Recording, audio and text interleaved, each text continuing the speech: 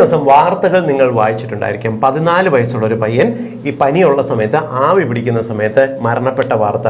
തൃശ്ശൂരുള്ള 14 വയസ്സുള്ള ഏഞ്ചലോ എന്ന ബാലനാണ് ഈ ഒരു അപകടമുണ്ടായത്. പലരും വിചാരിച്ചിരുന്നത് അവന് പനി വരുന്ന സമയത്ത് ഈ ആവി പിടിക്കുന്നതിന് വെള്ളം നൽകിയ സമയത്ത് പലപ്പോഴും ഈ തിളച്ച വെള്ളത്തിന് ആവി പിടിക്കാൻ നൽകിയിട്ട് വീട്ടുകാർ അടുത്ത പറമ്പിലേക്ക് പോയി. തിരിച്ചു വന്ന സമയത്ത് ഇവൻ അബോധാവസ്ഥയിൽ കിടക്കുന്ന കണ്ട് ഹോസ്പിറ്റലിൽ എത്തിക്കുന്ന സമയത്ത് മരണപ്പെടുകയാണ് ഉണ്ടായത്. ഇവന് ചെറുതിലെ ഫിറ്റ്സ് അപസ്മാരത്തിന്റെ ഒരു ലക്ഷണം ഇടയ്ക്ക് കാണിച്ചിരുന്നതുകൊണ്ട് ആവി പിടിക്കുന്നതിനിടയിൽ അപസ്മാരം വന്നതാകാം എന്നും അവർ വിശ്വസിച്ചിരുന്നു. എന്നാൽ ഇതല്ല. പോസ്റ്റ്മോർട്ടം ചെയ്ത സമയത്ത് ഇത് ആവി അമിതമായിട്ട് ചൂടടിച്ചിട്ടാണ് ഇത്തരത്തിൽ അപകടം ഉണ്ടായതെന്ന് കണ്ടെത്തുകയുണ്ടായി. നമ്മൾ സാധാരണ പനിക്കെല്ലാം ചെയ്യുന്നതാണ് മൂക്കിലൊക്കെയുള്ള കഫം പുറത്തു പോകുന്നതിന് ആവി പിടിക്കുന്നത്. ഒരു വെള്ളത്തിൽ നമ്മൾ ഒരു പാത്രത്തിൽ വെള്ളം എടുത്തിട്ട് അതിന്റെ ആവിയാണ് പിടിക്കുന്നത്. ഇങ്ങനെ ആവി പിടിച്ചാൽ മരണപ്പെടാനുള്ള സാധ്യതയുണ്ടോ? പറഞ്ഞുതരാം. നമ്മൾ സാധാരണഗതിയിൽ വെള്ളം തിളപ്പിച്ച് അതിന്റെ ആവി എടുക്കുന്ന സമയത്ത് വെള്ളം തിളയ്ക്കുന്ന ടെമ്പറേച്ചർ 100 ഡിഗ്രിയാണ്. എന്നാൽ ആവിക്കകത്ത് അതിൽ നിന്നും പുറത്തേക്ക് വരുന്ന നീരാവിക്ക് 100-ന് മുകളിൽ 125 മുതൽ 150 ഡിഗ്രി വരെ ടെമ്പറേച്ചർ ഉയർന്ന താപം ഉണ്ടാവും.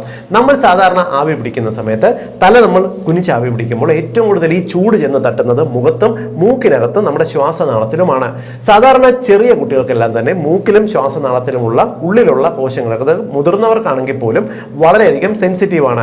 ഈ ഭാഗത്തേക്ക് അമിതമായിട്ട് ചൂട് കണ്ടിന്യൂസ് ആയിട്ട് എത്തുന്ന സമയത്ത് ഇത് നമ്മുടെ ശരീരത്തിന്റെ ടെമ്പറേച്ചർ മെയിൻറ്റെയിൻ ചെയ്യുന്ന തെർമോസ്റ്റാറ്റിക് മെത്തേഡിന് ഒരു ചെറിയ വ്യത്യാസം വരുത്തുകയും ശരീരത്തിന്റെ ടെമ്പറേച്ചർ വളരെ പെട്ടെന്ന് കൂടിപ്പോകുന്നതിന് കാരണമാകുകയും ചെയ്യും. ഇങ്ങനെ കൂടിപ്പോയി കഴിഞ്ഞാൽ എന്ത് സംഭവിക്കും? അത് നമുക്ക് പെട്ടെന്ന് നമ്മുടെ ശരീരത്തിലുള്ള പല എൻസൈമുകളുടെയും പ്രവർത്തനം താളം തെറ്റുകയും ഒരുപക്ഷെ ഹൃദയം വരെ നിന്ന് പോകുന്നതിന് കാരണമാകുകയും ചെയ്യാം. ഈ ചെറിയ ബാലന് സംഭവിച്ചിട്ടുള്ളതും ഒരുപക്ഷെ ഈ തരത്തിലുള്ള ഒരു അബദ്ധമായിരിക്കാം. നല്ല കടുത്തൊരു ചൂട് മുഖത്തേക്ക് തട്ടുന്ന സമയത്ത് മൂക്കിനകത്തുള്ള കോശങ്ങൾക്കകത്ത് ഈവൻ ഇത്തരത്തിലൊരു അപകടം ആയില്ലെങ്കിൽ പോലും ഗുരുതരമായിട്ടുള്ള പല മാറ്റങ്ങളും മ്യൂക്കസ് മെംബ്രെയിനിൽ സംഭവിക്കാൻ സാധ്യതയുണ്ട്.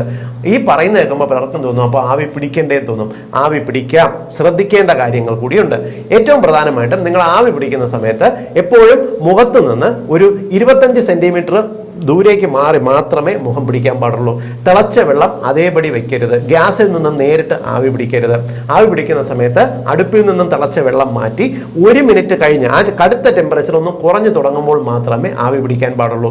മുഖത്ത് നിന്നും 25 സെന്റിമീറ്റർ മുകളിലേക്ക് മാറ്റി ആവി പിടിക്കുക. ആവി പിടിക്കുന്ന സമയത്ത് 3 മിനിറ്റിൽ കൂടുതൽ കണ്ടിന്യൂസ് ആയിട്ട് ആവി കൊള്ളാതിരിക്കാൻ ശ്രദ്ധിക്കണം. ഞാൻ ഈ പറഞ്ഞ കാര്യങ്ങൾ ശ്രദ്ധിക്കുന്നുണ്ടെങ്കിൽ ആവി പിടിക്കുന്നത് താരതമ്യേന സേഫാണ്. ഒരിക്കലും ചെറിയ കുട്ടികൾക്ക്, ഒരു 15 വയസ്സിൽ താഴെയുള്ള കുട്ടികൾക്ക് മുതിർന്നവരുടെ സാന്നിധ്യത്തിലല്ലാതെ ആവി പിടിക്കാൻ ഏൽപ്പിക്കരുത് എന്നുള്ളത് ഏറ്റവും പ്രധാനപ്പെട്ട കാര്യം. ഇത് എല്ലാ മലയാളികളുടെ അറിവിലേക്കായിട്ട് ഷെയർ ചെയ്യുക. വളരെ പ്രധാനപ്പെട്ടതാണ്.